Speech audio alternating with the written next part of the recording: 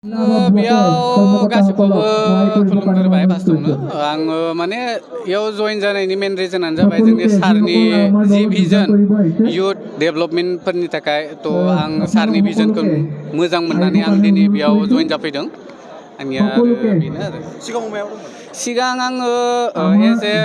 president BoNSU टंला आनस'लिकनि बिबानाव दंमोन ओमफ्राय दा आं बेखौ नागारनानै दिनै सारनि मेन रिजनानो बेनो सेम एस माने सारनि जि इयुथफोर डेभेलपमेन्टनि थाखाय जोंनि कालचार ससियेल जोंनि जि डेभेलपमेन्ट इडुकेसन डेभेलपमेन्ट बेनि थाखाय आं बेयाव फैनाय जाबाय आरो जोंनि BoNSU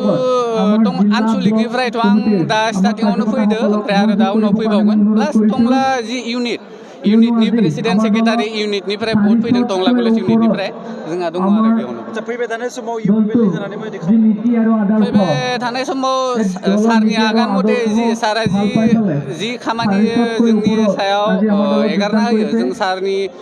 मोजाङैनो मावलांगोन सारा जि एक्सपेक्टेसन लाखियो जों गावनि गोसो गोथारै जों मावनो सेस्था खालामगोन सारनि एक्सपेक्टेसन हिसाबै फोथायनायथ' बहुत दङ दा जेनेबा सारा जि खोथा बुंदों माने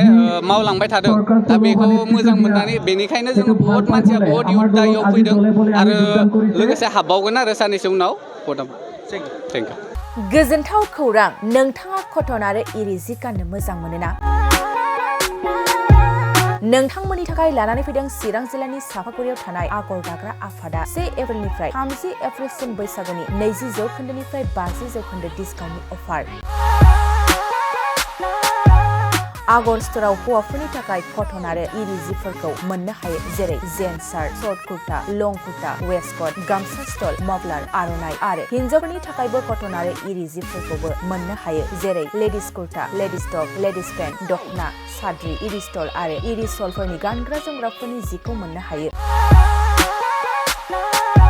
कटन आरो इरि जिफोरखौ गानग्रा एबा बायग्राफोरनि थाखाय आगर स्ट'रा मोजां सुबिदाबो खालामदों जेरै अनलाइननि गेजेरजों वाट्सएप नाम्बार फेसबुक आरो इनस्टाग्रामनि गेजेरजों बायनो हागोन आरो सोरबाफोर हलसेल बायग्रा दंबा हलसेलबो बायनो हानायनि सुबिदा दं बेजों लोगोसेनो मोनसे गोजोनथाव खौरांबाव आगर दाग्रा आफादाव सोरबाफोर जि दानो गोसो गुदुं आइजो सुबुं दंब्ला जि दाफैनो हागोन गोबां बाथ्रा मिथिबावनो थाखाय 8822063339 9678923836 आरो 9613 224401 जानबुं नाम्बारनि गेजेरजों खौरां लाहरनो हागोन